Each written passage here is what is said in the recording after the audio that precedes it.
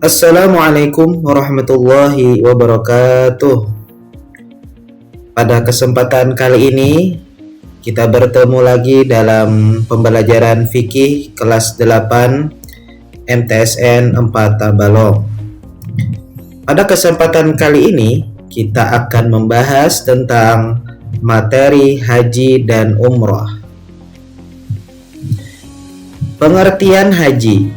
Haji menurut bahasa memiliki arti al-qasdu yang berarti menyengaja.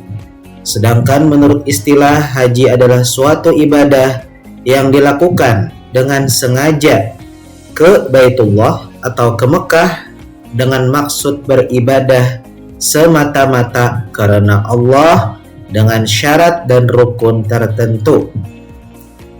Perlu diketahui bahwasanya puncak pelaksanaan ibadah haji itu yaitu pada tanggal 9 Zulhijjah, yaitu saat jamaah haji sedang melaksanakan wukuf di Padang Arafah.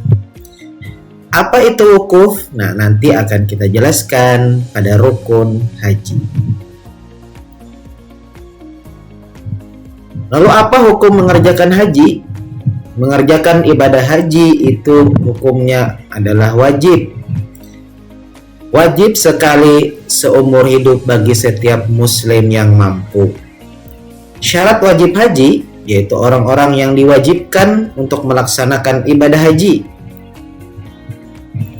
Yang A, orang itu beragama Islam. Yang B, orang itu sudah balik. Yang C, orang itu berakal sehat, tidak gila. Kemudian yang D, merdeka. Dan ini yang paling penting adalah yang E, istitoah, yaitu kuasa atau mampu melaksanakannya. Yang apa yang dimaksud mampu atau kuasa itu? Yaitu yang pertama sehat jasmani dan rohani. Yang kedua memiliki biaya dan cukup dalam perjalanan, baik itu dari pergi sampai pulang kembali ke tanah air. Yang ketiga adanya kendaraan yang diperlukan. Yang keempat aman di perjalanan. Dan yang kelima bagi wanita ada mahram yang menyertainya. Macam-macam ibadah haji. Jadi ibadah haji itu dilaksanakan dengan 3 macam cara. Yang pertama disebut dengan haji tamattu, yaitu mengerjakan ibadah umrah terlebih dahulu baru melaksanakan ibadah haji. Yang kedua, haji ifrad, yaitu mengerjakan ibadah haji terlebih dahulu baru melaksanakan umrah. Yang ketiga, haji qiran, yaitu mengerjakan haji dan umrah secara bersama-sama. Kita memasuki tentang rukun haji. Di sini dijelaskan ada rukun haji itu ada 6. Yang pertama, niat ihram. Yang kedua, wukuf di Padang Arafah. Yang ketiga, tawaf ifadah. Yang keempat, sa'i.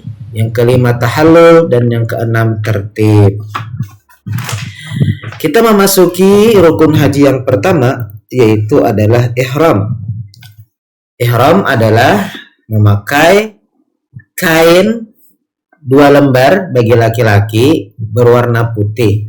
Sedangkan bagi wanita seperti contoh tersebut, yaitu dengan memakai pakaian yang tertutup auratnya kecuali muka dan telapak tangan. Ihram ini ada terbagi 2, yaitu yang dilaksanakan dalam mengambil miqat, yaitu ada miqat makani dan miqat zamani. Miqat zamani yaitu waktu kita berihram, yaitu mulai daripada 1 Syawal sampai dengan 10 Zulhijjah. Kemudian miqat makani yaitu tempat kita melaksanakan niat ihram atau memakai kain ihram. Nah, miqat makani atau miqat tempat ini sudah ditentukan tempat-tempatnya. Misalkan di tempat yang bernama Bir Ali, Yalamlam, Zatu Irqin dan lain sebagainya. Nah, itu nanti kalian bisa pelajari di buku pelajaran kalian masing-masing, sudah jelas dan lengkap. Nah, ketika kita memakai kain ihram tadi, kita berniat di situ, berniat untuk melaksanakan ibadah haji. Selanjutnya yang kedua yaitu wukuf di Arafah. Wukuf di Arafah ini dilaksanakan pada tanggal 9 Zulhijjah. Nah, yaitu berdiam diri di padang Arafah, baik itu melaksanakan sholat, berzikir, membaca Al-Quran, dan lain sebagainya. Syaratnya yaitu tetap berada di padang Arafah pada tanggal 9 Zulhijjah. Kemudian yang ketiga yaitu tawaf ifadah. Nah, tawaf ifadah ini yaitu mengelilingi Ka'bah sebanyak 7 kali putaran. Kemudian yang keempat itu melaksanakan sa'i. Sa'i ini adalah perjalanan bolak-balik antara Bukit Sofa dan ke Bukit Marwah sebanyak 7 kali, dari Bukit Sofa ke Marwah, kemudian dari Marwah ke Sofa sampai 7 kali. Nah, biasanya di tengah-tengah perjalanan itu ada yang namanya berlari-lari kecil. Kemudian yang kelima yaitu tahallul. Tahallul ini adalah mencukur rambut, mencukur sebagian rambut. Nah, setelah tahallul itu maka berakhir sudah rangkaian ibadah haji, bahwasanya haji orang tersebut sudah sah. Kemudian yang terakhir adalah tertib, yaitu berurutan. Jadi pelaksanaan ibadah haji harus berurutan dari ihram sampai tahallul. Tidak boleh misalkan tahallul terlebih dahulu. Nah, sesuai dengan urutannya, sama seperti kita melaksanakan berwudu. Nah, dan sholat pada umumnya pasti ada rukun yang harus tertib. Selanjutnya tahap pelaksanaan ibadah haji. Nah, berikut adalah tahapan kita melaksanakan ibadah haji. Yang pertama tentu ihram, sudah dijelaskan tadi. Yang kedua wukuf di padang Arafah. Nah, setelah wukuf di padang Arafah, berangkat kembali ke Musdalifah. Di Musdalifah tadi kemudian kita memasuki tahapan pelaksanaan haji. Tahapan pelaksanaan haji dari awal hingga akhir, yang pertama ihram, yang kedua wukuf di padang Arafah, yang ketiga mabit di Musdalifah. Nah, di Musdalifah ini biasanya para jamaah haji itu beristirahat sambil di sana mencari batu atau kerikil untuk dibawa melempar jumrah. Nah, selanjutnya yang keempat, para jamaah haji itu melempar jumrah di Mina. Nah, selanjutnya yang kelima itu melaksanakan tawaf ifadah, yang keenam sa'i, dan yang ketujuh tahallul. Itu adalah pelaksanaan atau tahapan pelaksanaan ibadah haji. Nah, untuk di Mina itu sendiri itu ada melempar jamarat. Itu melempar 3 buah jamarat yang bernama Ula, Usta, dan Aqobah. Nah, itu merupakan lambang daripada setan. Jadi kita pada saat itu melempar batu sebanyak 7 kerikil ke dinding-dinding yang telah disediakan di Mina tadi. Selanjutnya kita memasuki umrah. Umrah adalah berkunjung ke Baitullah untuk melakukan tawaf, sa'i, dan bercukur demi mengharap ridha Allah. Ibadah ini sering juga disebut dengan haji kecil. Hukum umrah terbagi 2. Yang pertama umrah wajib, yaitu umrah yang dilaksanakan dalam rangkaian ibadah haji dan dilaksanakan pada batas waktu haji atau bulan-bulan haji. Selain itu, termasuk umrah wajib adalah umrah yang dinazarkan. Kemudian umrah sunnah, yaitu umrah yang dilaksanakan sewaktu-waktu atau kapan saja di luar batas waktu bulan haji.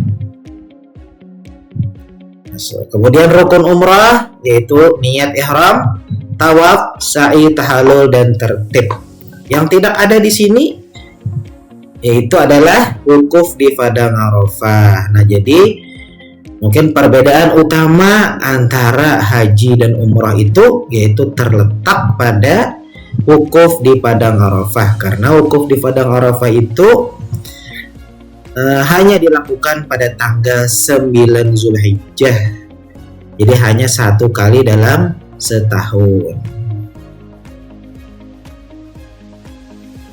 Kemudian bagaimana tahapan pelaksanaan ibadah umrah? Yaitu yang pertama ihram, kemudian tawaf, sa'i, dan tahallul. Nah, jadi umrah ini adalah waktunya singkat, bisa dilaksanakan 1 hari, itu bisa 2-3 kali bisa kita laksanakan. Nah, yang penting adalah ketika kita melaksanakan ibadah maupun ibadah haji maupun umrah, yaitu menjaga kesehatan tidak dapat diabaikan. Jadi jemaah perlu memeriksa kesehatan secara menyeluruh dan mendapatkan vaksinasi yang diperlukan. Kesiapan mental mencakup pemahaman yang mendalam tentang tata cara dan rukun haji dan umrah, serta menjaga niat kita untuk ikhlas beribadah semata-mata karena Allah. Jadi kita harus yang pertama sebelum kita berangkat ibadah haji dan umrah, yang kita siapkan adalah ilmu. Bagaimana tata caranya, bagaimana rukunnya agar ibadah kita nanti sah. Kemudian juga kita penting adalah untuk menjaga kesehatan ketika di sana. Nah, apa hikmah haji dan umrah? Yang pertama, haji dan umrah itu merupakan bukti ketaatan kita kepada Allah. Yang kedua, pengampunan dosa. Yang ketiga, pembersihan jiwa. Dan yang keempat, kesadaran akan akhirat. Nah, jadi ritual perjalanan ibadah haji dan umrah itu adalah ritual yang suci. Kita mengharap ampunan dan kebersihan jiwa kita dari segala dosa. Dan kita kembali sadar akan pentingnya akhirat.